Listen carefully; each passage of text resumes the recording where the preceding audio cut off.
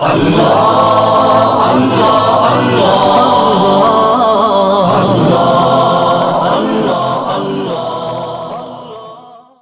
یہ ایک مسئلہ تدفین سے پہلے یہ بھی تھا کہ جنازے کا کیا ہو.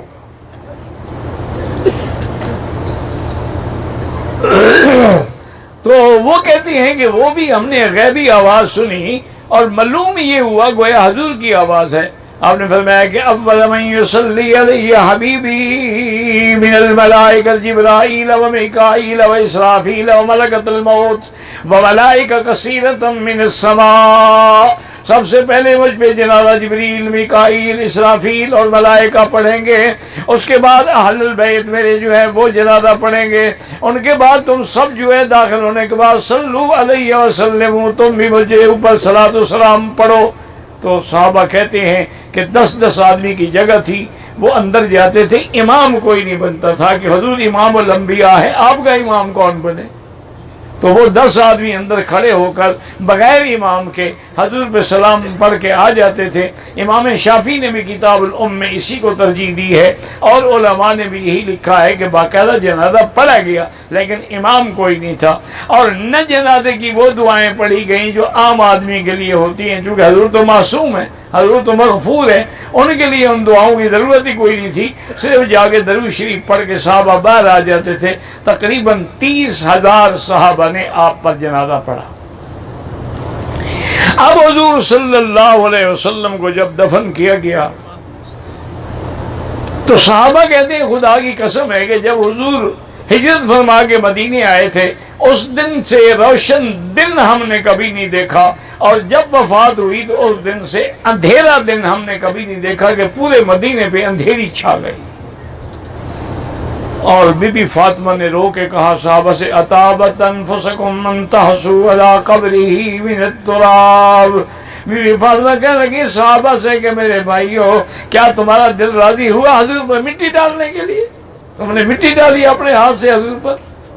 اور اس کے بعد بی بی صاحبہ نے فرمایا واہ کربتا واہ ابتا الیوم انقطع عنا الوحی وَإِلَى جِبْرِيلَ نَنَّا. اور فرمایا سبت علیہ مصائب لو انہا سبت علی الایام ستن لیالیا.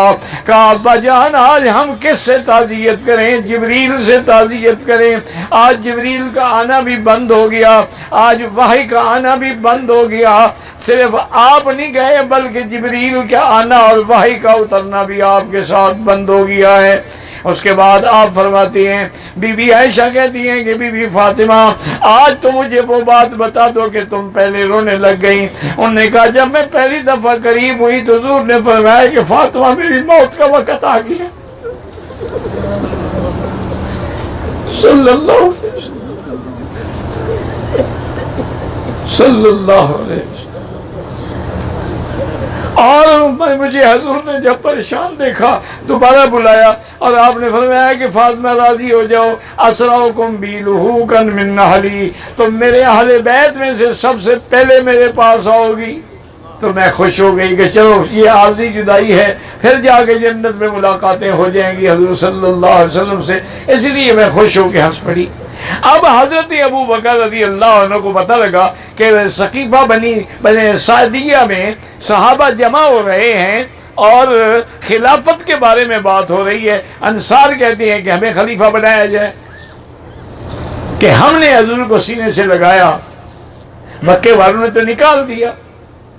حضرت ابو بکر رضی اللہ تعالیٰ تشریف لے آئے. آپ نے فرمایا انصار سے کہ تم ہمارے بھائی ہو، ہم تمہارا اکرام کرتے ہیں، تم نے ہمارا اکرام کیا ہے، لیکن حضور کی ایک حدیث ہے کہ لا خلافت الا فی قریش، میرے بعد خلیفہ قریشیوں میں سے بنے گا. انہوں نے کہا تو بس اب ہم اپنی درخواست واپس دیتی ہیں چونکہ ہم تو انصار ہیں. اب قریشیوں میں کون بنے گا؟ اچھا ایک بات یہ بھی آئی، حضرت ابو بکر کہنے لگے کہ منا وزیر ومنکم منا امراء ومنکم وزیر، امیر ہمارے بنتے رہیں گے، وزیر ہم انصار سے دیں گے۔ حضرت عمر کھڑے ہو گئے، فرمایا لا یا ابا بکر، کوئی نہیں، آپ خلیفہ بنیں گے۔ اس کی وجہ یہ ہے کہ یہ تین چیزیں ہیں جو کسی میں نہیں۔ ثانی اثنین اذ ہما فی الغار، یہ قرآن تیرے حق میں اترا ہے۔ اذ یقول لصاحبہ، یہ قرآن تیرے حق میں اترا ہے۔ لا تحزن ان اللہ معنا، یہ قرآن تیرے حق میں اترا ہے تو تیری صحابیت، اللہ کی معیت تیرے ساتھ ہے۔ اور پھر سب سے بڑی بات ہے قدمک رسول اللہ، اللہ کے نبی نے مصلی پہ تمہیں کھڑا کیا ہے۔ جب دین کا تمہیں امام بنایا ہے تو ہم تمہیں دنیا کا امام کیسے نہ بنائیں۔ فبایا عمر فبایا اصحاب رسول اللہ، سب سے پہلے حضرت عمر نے بیعت کی، پھر سب صحابہ نے بیعت کی، اور 3 روز تک حضرت ابو بکر خطبہ دیتے اور فرماتے لوگو اگر تمہیں میری بیعت سے اعتراض ہو میں اب بھی استعفیٰ دینے کے لیے تیار ہوں، اگر تم راضی ہو فإن أحسنت فأعينوني، اگر میں اچھا کام کروں میری مدد کرنا، وإن أسأت فقوموني، اور اگر میں غلطی کروں تو مجھے سیدھا کر دینا، لیکن میرا استعفیٰ لے لو تو زیادہ اچھی بات ہے۔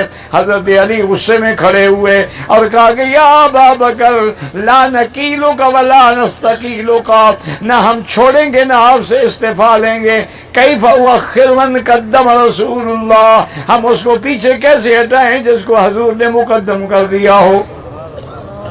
تو یہ ساری باتیں ہیں کہ حضرت علی نے خیب بیعت نہیں کی، ساری بات آپ نے بیعت کی اور ہمیشہ حضرت علی کے وزیر رہے رضوان اللہ علیہم اجمعین۔